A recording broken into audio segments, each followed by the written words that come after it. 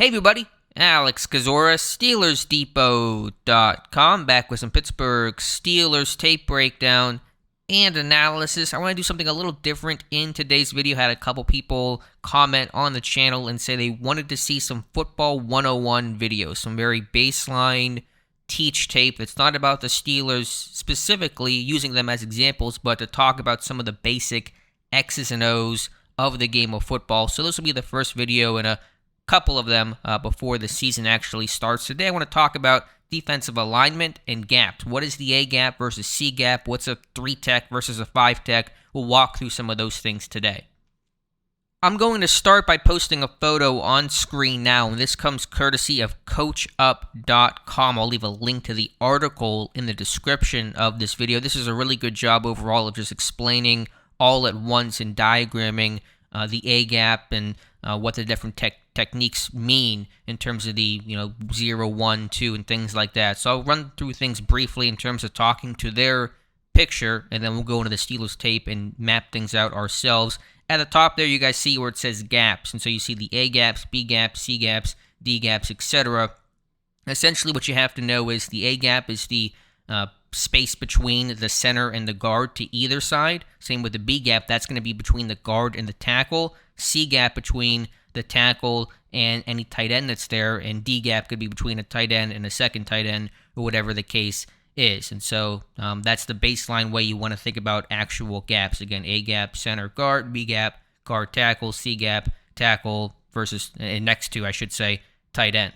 Below that, you'll see the word techniques, and then inside, and this is going to be for an inside shade. So anytime a player is lined up to, the inside shoulder or inside half of a player, aside from the zero technique. So you see the zero technique in the middle over center, which is X'd out. That guy's going to be head up. We'll talk about what a 1-tech is here in a moment. There really is no inside shade over center. You see the 2-eye, that's going to be inside shade on the guard, 4-eye inside shade on the tackle, and 6-eye, which would be an inside shade on a tight end. We typically don't see that one listed too often. Below that, you see players who are head up, which means the defensive lineman or defenders directly over top, right down the middle, basically helmet over helmet of the offensive lineman or the blocker. Again, 0-tech, that's head up directly over the center. So think about, old school Casey Hampton, head up over the center. That's a 0-tech, 2-tech, head up over the guard, 4-tech, head up over the tackle, 6-tech, head up over the tight end. Finally, outside shade. So this is for any players who are aligned to the outside half of a blocker. And so this is where you see 1-tech. So anytime a defensive lineman, a nose tackle is to the outside shade, either side of the center, we'll call that the 1-tech. And we'll see that in a photo here in a moment. 3-tech, outside shade of the guard. 5-tech, outside shade of the tackle. You think about the Steelers' kind of old school 3-4 Okie defense. Aaron Smith, Brett Kiesel, saw a lot of 5-techs there, guys. Outside shade of the tackle. 7-tech, outside shade of the tight end. You'll also hear the phrase wide 9, and typically that's a lineman or pass rusher defensive end that's, extremely wide, several gaps down from where the tackle or tight end is at. That's the wide 9.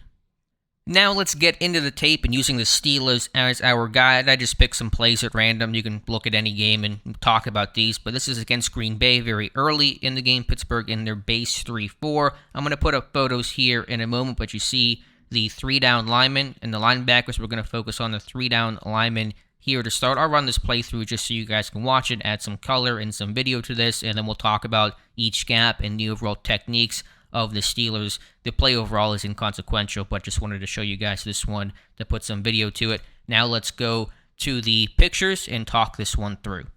I'll start by talking about the Steelers and their defensive alignment in terms of where the 3-down linemen are lining up. We will start with nose tackle Isaiah Buggs. He is head up over center, directly over the center's helmet. We'll call that the 0 technique. And the defensive ends on this play, Cam Hayward, the right defensive end, Chris Wormley, the left defensive end. They're going to be 4 eyes. Inside shade on the offensive tackle. So that's Hayward inside shade on the left tackle, Chris Wormley inside shade on the right tackle. And so those are going to be the 4 eyes. And typically in more modern Pittsburgh's defense, you see a lot less of the 5-techs. You see a lot of those 4 eyes. And so a very common 3-4 alignment and look for the Pittsburgh Steelers defense.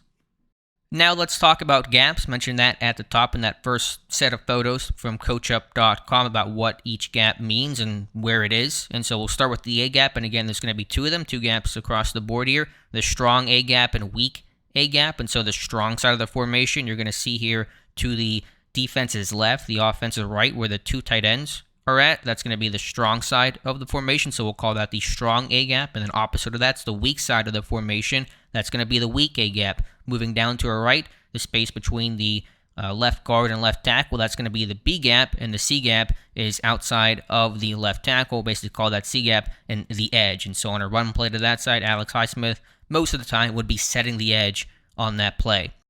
To the other side, after the strong A gap, which is again between the center and the right guard, to the strong side, you have the B gap, which is between the right guard and right tackle, the C gap between the right tackle, and there is a tight end there, and even a D and E gap, the D gap between the two tight ends, and the E gap or the edge of the side of the formation. That's going to be the strong side of the formation. That's going to be the E gap there. And so anytime there's an extra player down, you just create a new gap. A little bit later in that Packers game, and again, I'll run this play through, not too worried about the actual outcome of the play, but again, 3-4 front here, Cam Hayward standing up. We'll talk about that here in a moment, but let me run this play through to start as Aaron Rodgers working out of an empty set. And this will be the result of the play. Again, don't care about that too much. A little dump off to Devontae Adams and TJ Watt with the tackle. Let's talk about here, and we'll combine it this time, the gaps and the Steelers defensive line alignment. Putting both on screen right now because I imagine you're getting the hang of things right now. We'll look at the Steelers defensive line here to start, and we'll begin, as we did with the last photo, with Isaiah Buggs. He's going to be the one tech on this play. He is not head up over center. He's in that A gap there, as you see the strong A gap between center and left guard, so he's going to occupy that space there, and he'll be considered the one tech. Cam Hayward standing up, don't see that one too often. We'll call him a five tech on this play. He's the outside shade on the left tackle, and Chris Wormley back in that four, and really more of a 4-eye technique there, and so he's going to be inside shade on that right tackle, and so we'll call him the 4-eye. And then we'll go through our gaps here briefly. I consider the left side, the Packers' left side of the offensive formation, to be the strong side here with that tight end, as you guys see, next to Alex Highsmith. There can be some debate when there is no designated tight end hand down. We'll look at a clip like that here in a moment. Typically, I would go to where the tight end's at, even if he's kind of flexed, or the strong side of the formation, which is going to be the more boundary side. I'll call that the strong A gap. I think there's some debate, and some coaches have different preferences about it, but regardless, B gap between left guard, left tackle, C gap there out on the edge, no tight end, so there is no D gap created. Other side, weak A gap between the center and right guard, B gap between right guard and right tackle, and the C gap also the edge because there is no tight end attached to the formation on this snap. Moving on to a different game, the Chargers game, primetime contest a bit later in the season. Again, I'll run this thing through. A little difference here. Pittsburgh's not in their 3-4 front. They're going to be in their nickel defense with just two down defensive linemen, Chris Wormley and Cam Hayward. No true nose tackle on this play with the nickel corner, Arthur Millette, coming into the game. And then we'll run this thing through and just look at the play, and then we'll talk about the alignment and gaps. Again, putting on screen the gaps and the alignment, we'll start with a two-down Steelers defense alignment. Chris Wormley working slightly inside shade, so we'll call him a 2-eye on this play over the Chargers right guard. And I called Cam Hayward the 3-tech on this play. You could argue he's a 4-eye. I think it's a little bit more inside to consider him a 3-tech instead of a 4-eye. He's kind of more in that B gap as opposed to kind of covering up that left tackle a little bit. But you get the idea overall. And then in terms of the gap, again, the strength is going to be here to the offense's right. The Steelers defense is left with a tight end and a couple of receivers there in that stack look. So the strong A gap between the center and right guard, B gap between right guard and right tackle, C gap between the right tackle and that stand-up tight end. And even I'll call the D gap there to the outside of that tight end, although it's a little non-traditional. To the other side, weak A gap between center and left guard, B gap between left guard, left tackle, and C gap, the edge between left tackle and that vacant space there where Alex Highsmith is standing opposite of. And finally, one last look here against the Chargers and their empty set. I'll play this one through. Pittsburgh back down with a 3-down lineman with Chris Wormley, Isaiah Buggs, and Cam Hayward. look at the play, and then one more time, talk about gaps and alignment. See what happens with Herbert on this play. I honestly have no idea. Is Herbert going to take off and slide? So there you go. And one last time to look at it, starting with the Steelers alignment. Chris Wormley inside shade, we'll call it on the right tackle, so I called him the 4-eye. Bugs in that A-gap between center and left guard, so he is the 1-tech on this play, and Cam Hayward playing the 5-tech, and that was because Alex Highsmith was off ball and displaced with a multiple receiver set. You see that a lot in Pittsburgh's 3-4 when linebackers walk off the line of scrimmage, usually because there's a twin receiver set in heavier packages or more of an empty set, as you're seeing here. So Cam Hayward outside shade on the left tackle, call him the 5-tech, and the gaps you probably get by now. Again, I call the more boundary side. The hashes are more narrow in the NFL, so boundary versus field does not matter as much as it does in college, but I call the boundary side here the strong A gap between center and right guard, the B gap between right guard, right tackle, and the C gap edge to the right of the right tackle. Weak A gap between center and left guard, B gap between left guard, left tackle, and C gap the edge there, left tackle to his left.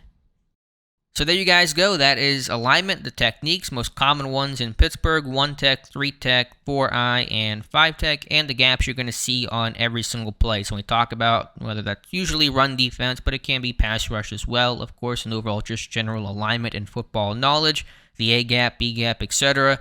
Phrases you're going to hear more and more as I think fans become smarter, and you see guys like Tony Romo talk about more in-depth and not quite as surface level type stuff when you watch TV on Sunday afternoon or Sunday night or whenever the occasion may be. So hopefully that helps you guys out a little bit. Again, I know some people already know this and get it and didn't need this video and probably didn't watch it until the end, but for some fans starting out like I was years ago, this is a good primer. So appreciate you guys watching. Let me know your feedback in the comments below. For our next Football 101 series, let me know what you would like to see. Some basic football, foundational type stuff that you think would be helpful for yourself or for others. So suggest that in the comments below. Please like this video and subscribe to my channel if you could. Certainly would appreciate that. Again, thank you for watching, and we'll talk to you soon.